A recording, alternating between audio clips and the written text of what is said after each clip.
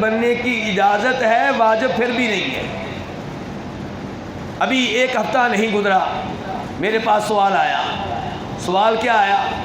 سوال کرنے والی کوئی بہن ہے، کہتی ہے کہ ایک لڑکی ہے، اس کو ڈاکٹر بنایا جا رہا تھا، 2 سال کی تعلیم لے چکی ہے، صرف 2 سال کی باقی رہ گئی ہے۔ اس کو کسی نے بتا دیا ہے کہ مردوں سے تعلیم لینا جائز نہیں ہے، تو شیخ صاحب سے کہیں کہ اس لڑکی کو مطمئن کریں، اس کو قائل کریں، اور اگر شیخ صاحب سمجھتے ہیں کہ مردوں سے تعلیم لینا جائز نہیں ہے تو دلائل دیں۔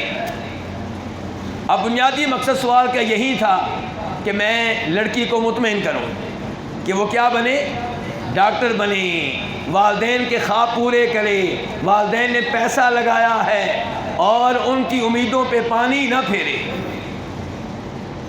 لیکن مجھے کیا ضرورت ہے کہ میں کسی کی خواہش کو پورا کروں؟ میں نے اپنی قبر میں جانا ہے۔ تو میں نے کیا جواب دیا ہوگا؟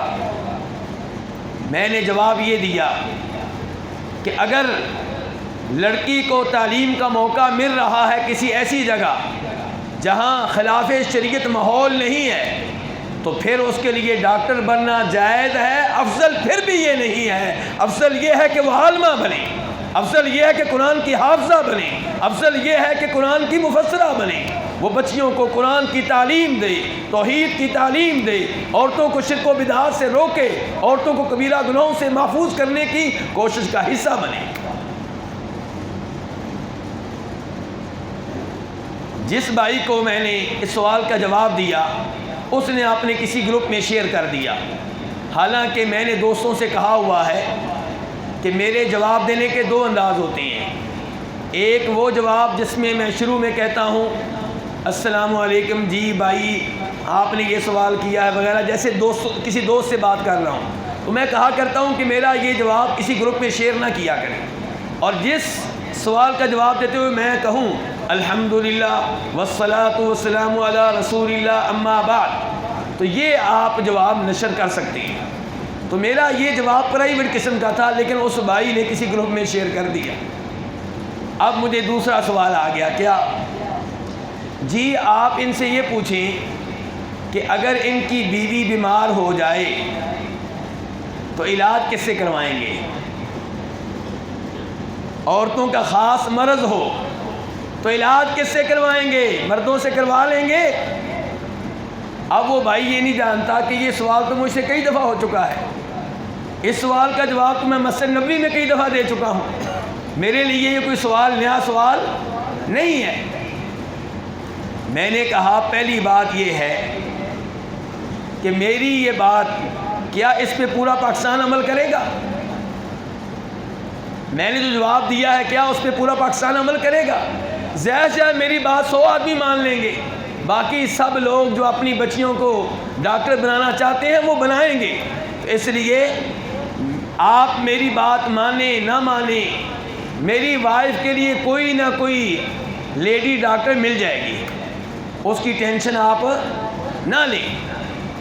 دوسرے نمبر پہ فرض کر لیتا ہوں کہ پورا پاکستان میری بات مان لیتا ہے، پھر بھی ایسی عورتیں ڈاکٹر مل جائیں گی جو مسلمان نہیں ہوں گی، عیسائی ہوں گی، ہندو ہوں گی، کسی اور مذہب سے تعلق رکھتی ہوں گی، مجھے مل جائے گی کوئی نہ کوئی۔ میری بیگم کی وجہ سے آپ اپنی بچی کو قربانی کا بکرا نہ بنائیں۔ تیسرے نمبر پہ میں فرض کر لیتا ہوں کہ مجھے کوئی بھی عورت ڈاکٹر نہیں مل رہی، تو شریعت مجھے اجازت دیتی ہے کہ مجبوری کے موقع پہ میں اپنی بیوی کا علاج کسی مرد سے کروا سکتا ہوں۔ لیکن آپ اپنی 15 سال کی معصوم بچی کو، 14 سال کی معصوم بچی کو میری بیوی کی وجہ سے خطرے میں ڈالیں، ایسے ماحول میں بھیجیں جو بے حیائی کا ماحول ہے، جہاں بے غیرتی سکھائی جاتی ہے، مجھے یہ گوارا نہیں ہے۔ ہاں اگر کوئی ایسی یونیورسٹی موجود ہے جس کا ماحول پاکیزہ ہے تو عورت کے ڈاکٹر بننے کا میں مخالف قطعاً نہیں ہوں، میں ماحول کی بات کر رہا ہوں۔ اس سوال کے جواب میں نے یہ بھی کہا تھا کہ جب آپ کی بچی ڈاکٹر نہیں بننا چاہتی، آپ پریشر کیوں ڈال رہی ہیں؟ آپ جانتے ہیں کہ ڈاکٹر بننے کے لیے بیچاری کو 2 سال سر کپانا پڑے گا، اور پھر جا کر جب پاس ہوگی، ہاں ڈاکٹر بنتے ہوئے کتنی بار کسی نہ کسی پروفیسر کے ساتھ علیحدگی میں بیٹھنا پڑتا ہے نمبر لینے کے لیے، اور بچی گھر میں نہیں بتاتی کہ پروفیسر صاحب نے کیا حرکت کی تھی، کیونکہ اس کو پتہ ہے گھر والوں کو بتایا تو گھر والے غصے میں آ جائیں گے، لڑائی ہو جائے گی اور پھر ڈاکٹر نہیں بن سکو گی۔ بچیاں نہیں بتاتی، بعد میں انٹرویو دیتی ہیں، میرے ساتھ یہ ہوا تھا جی، میرے ساتھ یہ ہوا تھا۔ میں نے کہا میں نے فرض کر لیا وہ ڈاکٹر بن گئی ہے، اب جانتے ہیں اسے خاوند کیسا ملے گا؟ وہ جسے اس کے مال سے غرض ہوگی۔ کس سے غرض ہوگی؟ اس کے مال سے۔ اس کو پیسہ کمانے کی مشین چاہیے، اور پیسہ کمانے کی مشین لینے کے بعد ظلم کیا کرتے ہیں؟ ظلم یہ کرتے ہیں کہ یہ پیسہ بھی کمائے اور میرے نیچے رہ کر زندگی گزارے، میرے لیے کھانا خود بنائے، میرے لیے چائے خود بنائے، اور پھر ڈاکٹر بن گئی تو کون سی نجات مل جائے گی، جنت مل جائے گی؟ مزید 25 سال 30 سال مردوں کے ساتھ گزارنے ہوں گے۔ کن کے ساتھ گزارنے ہوں گے؟ عام طور پہ جب اندر داخل ہوتی ہے عورت تو ساتھ ہی اس کا خامند، ساتھ ہی اس کا بھائی ایسے داخل ہوتے ہیں کہ جیسے ان کا بنیادی حق ہو۔ تو یہ بیچاری کتنا ظلم برداشت کرے گی؟ پھر ڈاکٹر بن چکی ہے، اب مریضوں کو ٹائم دے، یا خامند کو ٹائم دے، یا اپنے معصوم بچوں کو ٹائم دے۔ تو میرے بھائیوں، کہنے کا مطلب یہ ہے آخر میں پھر میں کہتا ہوں، اس کے باوجود اچھا ماحول ملے تو لڑکی کے ڈاکٹر بننے کا میں مخالف نہیں ہوں، لیکن میری ترغیب پھر بھی یہ ہوگی کہ وہ کیا بنے؟ دین کی عالمہ بنے، قرآن کی مفسرہ بنے، قرآن کی حافظہ بنے۔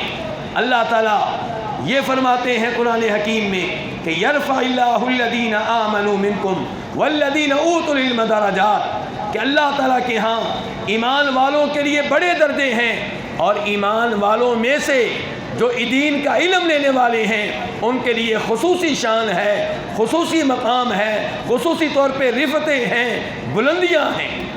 کن کے لیے؟ کن کے لیے بیٹا؟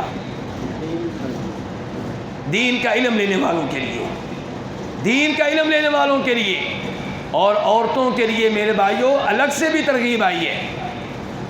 امام بخاری رحمہ اللہ اپنی صحیح میں ایک عنوان قائم کرتے ہیں۔ عنوان کیا ہے؟ باب کیا ہے؟ سنیے گا توجہ سے۔ باب تعلیم الرجل امتہ واہلہ۔ امام بخاری پیغام دے رہے ہیں کہ انسان کو چاہیے کہ اپنی لونڈی کو بھی علم دے اور اپنی بیوی اور بچوں کو بھی دین کا علم دے۔ حدیث کیا لے کر آئے ہیں؟ کس حدیث